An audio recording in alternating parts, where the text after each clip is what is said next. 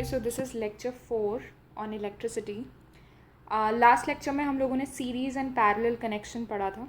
आज उसको कंटिन्यू करेंगे। लास्ट टाइम हमने बहुत ही बेसिक न्यूमेरिकल्स किए थे, तो आज न्यूमेरिकल्स का लेवल थोड़ा बढ़ाते हैं, थोड़ा सा रिवाइज़ कर लेते हैं। सीरीज़ में आपको पता है जो रेजिस्टेंसेस थे इंडिविजुअल वो ऐड हो जाती थी, ठीक है। जितनी भी रेजिस्टेंसेस थी वो डायरेक्टली ऐड हो जाती थी, और पैरेलल में उनके रेसिप्रोकल्स थे वो ऐड होते थे, ठीक है। एंड एक और इम्पॉर्टेंट चीज़, सीरीज़ में करंट हमेशा सेम रहता था लेकिन वोल्टेज चेंज हो जाती थी, जबकि आपका पैरेलल में वोल्टेज सेम रहती थी लेकिन करंट चेंज हो जाता था, ठीक है। तो अगर हम दो सिंपल न्यूमेरिकल्स रिवाइज करें तो सपोज़ ये 3.5, 2.1 और 2 है, दिखाई दे रहा है सीधे सीधे कि तीनों सीरीज़ में लगी हुई हैं, ठीक है। तो जो इक्विवेलेंट रेजिस्टेंस अगर हमको इससे रिप्लेस करना है तो क्या होगा, हम इन तीनों को सिंपली ऐड कर देंगे। So 3.5 plus 2.1 plus 2 it will give you 7.6 ohm, okay. Second question, तीनों जो हैं वो पैरेलल में हैं, तो पैरेलल में आपको पता है ये होता है 1/r is equals to 1/r1 plus 1/r2 plus 1/r3। तो ये क्या हो जाएगा 1/r प्लस 1/3 प्लस 1/4 प्लस 1/5। तो इसमें आपको एलसीएम लेना पड़ेगा, तो एलसीएम लिया तो 60 आएगा, तो यहाँ पे 20 हो जाएगा, यहाँ पर 15 हो जाएगा और यहाँ पे 12 हो जाएगा। जब इन्हें ऐड करोगे तो आपको मिलेगा 47/60।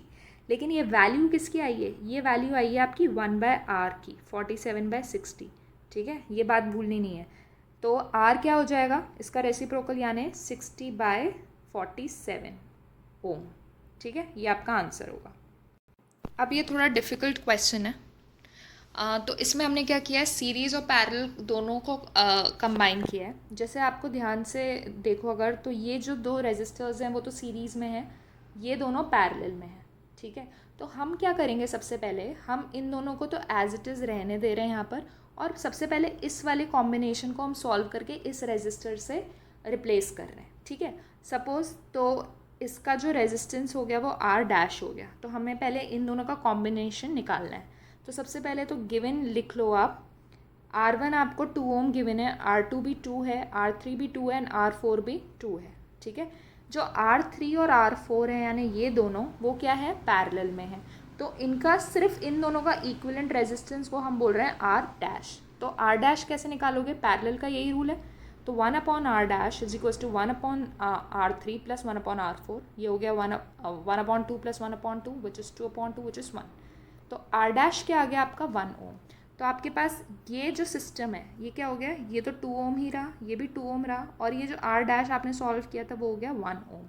क्या अब ये तीनों आपके सीरीज़ में आ गए, मतलब आपके R1, R2 और R डैश ये क्या आ गए, सीरीज़ में। अब ये सीरीज़ में आ गए तो क्या होंगे, तीनों को ऐड कर दो, तो 2 + 2 + 1 कितना हो जाएगा, 5 ओम हो जाएगा आंसर, ठीक है। तो वो सीरीज़ में थे, R डैश सॉरी, तो ये हो गया 2 + 2 + 1 विच इज़ 5 ओम, ठीक है।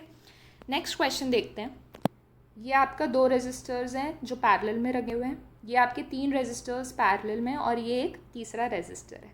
आपको ध्यान से दिख रहा है कि अगर मैं इस सिस्टम को एक रेजिस्टर यानी R डैश से रिप्लेस कर दूँ, इस सिस्टम को R डबल डैश से रिप्लेस कर दूँ और फिर इसको R6 ही रहने दूँ, तो ये तीनों जब जो होंगे वो सीरीज़ में हो जाएंगे, ठीक है। तो इतना समझ आ गया कि सबसे पहले हम ये सिस्टम सॉल्व करेंगे, फिर हम ये सिस्टम सॉल्व करेंगे और फिर हम इन तीनों को सॉल्व करेंगे, ठीक है। तो देखो सबसे पहले हम R डैश निकालते हैं। R डैश क्या है इन दोनों के लिए, तो पैरेलल कॉम्बिनेशन लगेगा 1/r dash is equal to 1/r1 plus 1/r2 यानी 1/2 प्लस 1/2 यानी 1। तो R डैश कितना आ गया आपका 1 ओम आ गया, ठीक है। अब हमको R डबल डैश निकालना है जो इसके कॉम्बिनेशन से है, तो 1/r dash is equal to 1/r3 plus 1/r4 plus 1/r5। तो ये क्या हो गया 1/1 प्लस 1/1 प्लस 1/1 यानी 3/1। तो 1/r डैश आपका आ गया 3। तो R डैश कितना हो जाएगा इसका रेसिप्रोकल यानी 1/3, ठीक है। तो हमको R डैश मिल चुका, हमको R डबल डैश मिल चुका, हमारे पास R6 है। तो अब ये जो तीनों है वो किस में है, सीरीज़ में, तो हमें क्या करना पड़ेगा, ऐड। तो जब इन्हें ऐड करोगे तो क्या मिलेगा 1 + 1/3 प्लस 3, तो ये हो गया 4 + 1/3 यानी 13/3 ओम। ये कैलकुलेशन आप करके देख लेना, ठीक है। तो ये था आपके कॉम्बिनेशन। तो आपको आइडेंटिफाई करना होगा कि ये सीरीज़ में है कि पैरेलल में है, ओके। नेक्स्ट क्वेश्चन है calculate total current and current in each resistor. देखो टोटल करंट कैलकुलेट करना है। टोटल करंट क्या होगा, जो यहाँ से निकलेगा, ठीक है। और individual current in each resistor मतलब इस रेजिस्टर के थ्रू कितना करंट पास हो रहा है और इस रेजिस्टर के थ्रू कितना करंट पास हो रहा है, ठीक है।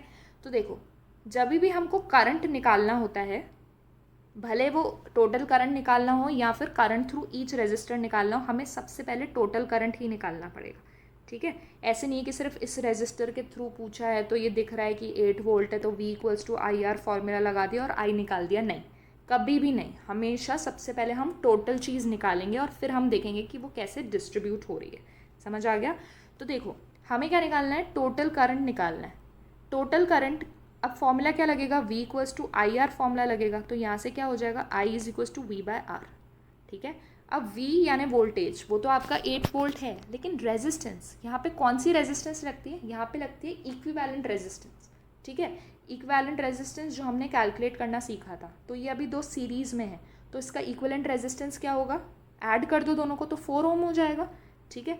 तो जब इनको ऐड किया तो क्या हो गया आपका, 4 ओम हो गया। तो आपके पास इक्विवेलेंट रेजिस्टेंस 4 ओम है, वोल्टेज 8 वोल्ट है, तो V equals to I R formula लगाया यानी I equals to V by R, तो 2 एम्पियर मिल गया। मतलब टोटल करंट कितना है, 2 एम्पियर। टोटल करंट मतलब यहाँ से जो करंट निकल रहा है। अब उसने पूछा है करंट थ्रू ईच रेजिस्टर, मतलब ये 2 ओम के थ्रू कितना करंट जाएगा इस 2 एम्पियर में से, और इस वाले 2 ओम के थ्रू कितना करंट जाएगा इस 2 एम्पियर में से। अब एक चीज़ मैंने बहुत इंपॉर्टेंट बताई थी कि सीरीज़ कनेक्शन में करंट जो होता है वो सेम रहता है, ठीक है। तो अगर यहाँ से 2 एम्पियर करंट निकला है तो यहाँ पर भी 2 एम्पियर करंट पहुँचेगा और यहाँ पर भी क्या पहुँचेगा, 2 एम्पियर करंट ही पहुँचेगा, ठीक है। तो दोनों के थ्रू कितना है करंट, 2 एम्पियर।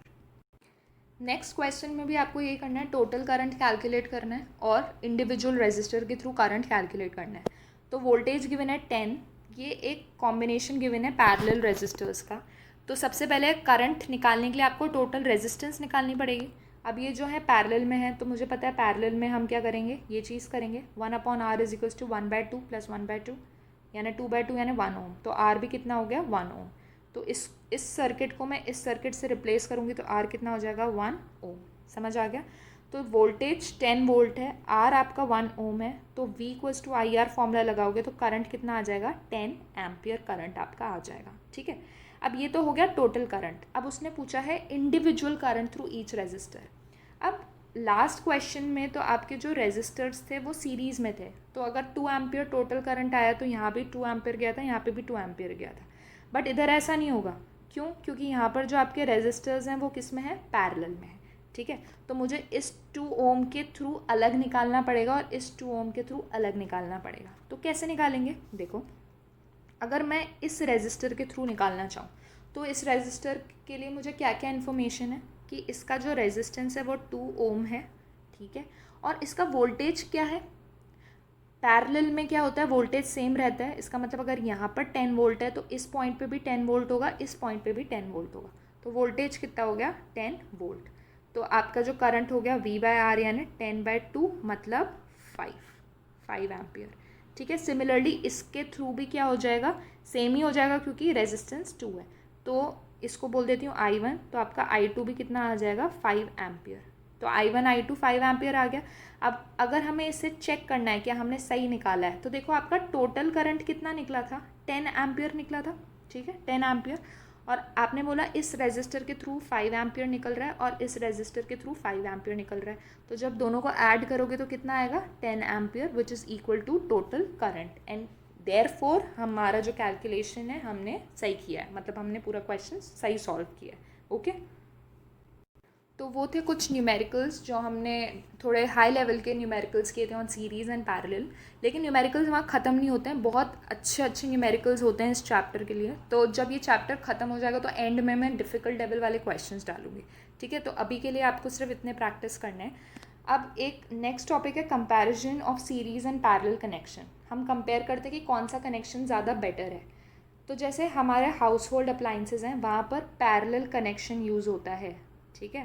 पैरेलल कनेक्शन में होता क्या है, हर किसी को इंडिविजुअल मतलब सेम वोल्टेज मिलती है, ठीक है। तो देखते हैं कि parallel connection is better for home appliances because if one appliance doesn't work then other will work. तो देखो हमारे घर में जितनी भी अप्लायंसेस होती हैं, टीवी है, फ्रिज है, ठीक है, एसी है, हर चीज़ का अपना अलग स्विच होता है। अगर हम एक स्विच को ऑफ कर दें, इसका ये मतलब नहीं कि सारे अप्लायंसेस काम करना बंद कर देंगे, या फिर एक स्विच ऑन किया तो सारी चीज़ें स्टार्ट हो जाएंगी, ऐसा नहीं है। ठीक है, सीरीज़ में क्या होता है, अगर एक चीज़ स्टार्ट हुई तो सब स्टार्ट हो जाएगा। फॉर एग्जांपल आप दिवाली लाइट्स ले लो, दिवाली लाइट्स ऐसे छोटी छोटी छोटी छोटी रहती हैं, तो आप एक स्विच ऑन करते हो तो वो सारी साथ में स्टार्ट होती हैं। ठीक है, अनटिल एंड अनलेस वो ख़राब ना हो। ठीक है, तो वो सारी साथ में स्टार्ट होती हैं, तो वो होता है सीरीज़ कनेक्शन का एग्जाम्पल, दिवाली लाइट्स। और हमारे घर में जितनी भी चीज़ें हैं, ठीक है, वो सारी कौन सी है, पैरेलल कनेक्शन। तो पैरेलल कनेक्शन में फ़ायदा क्या होता है, सबको अपना अपना स्विच मिलता है। इसका मतलब if one appliance doesn't work then other will work. अगर एक काम करना बंद हो जाए या ख़राब भी हो जाए तो दूसरे पे उसका कुछ असर नहीं होगा। Overall resistance in is decreased in parallel combination. Overall resistance क्या होता है, पैरेलल में कम हो जाती है। आपने खुद देखा होगा, जैसे अगर मैं सीरीज़ में 2 ओम और 2 ओम के 2 रेजिस्टर लगाऊं तो इसका इक्विवेलेंट रेजिस्टेंस ऐड होके क्या हो जाएगा, 4 ओम हो जाएगा।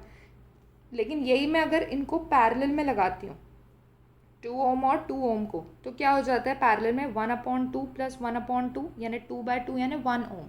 तो 1 ओम, तो ओवरऑल रेजिस्टेंस पैरेलल में क्या हो रहा है, कम हो रहा है। और हमें पता है कि जो करंट होता है वो इन्वर्सली प्रोपोर्शनल होता है रेजिस्टेंस के। तो करंट ज़्यादा फ्लो करेगा, ईजिली फ्लो करेगा। ठीक है, रेजिस्टेंस कम होगी तो okay. And then each appliance will get its own voltage, अपनी खुद की वोल्टेज मिलेगी सबको। पैरेलल में क्या होता है, सेम पॉइंट्स होते हैं ना, तो सेम पॉइंट में जो वोल्टेज होगी वो सबको सिमिलर मिलेगी। जैसे यहाँ से अगर 10 वोल्ट जा रहा है तो हर चीज़ को क्या, इसको भी 10 वोल्ट मिलेगा, इसको भी 10 वोल्ट, इसको भी 10 वोल्ट मिलेगा। ठीक है, तो इसीलिए घरों में पैरेलल कनेक्शन यूज़ होता है, ना कि series connection. Okay, so this was your lecture.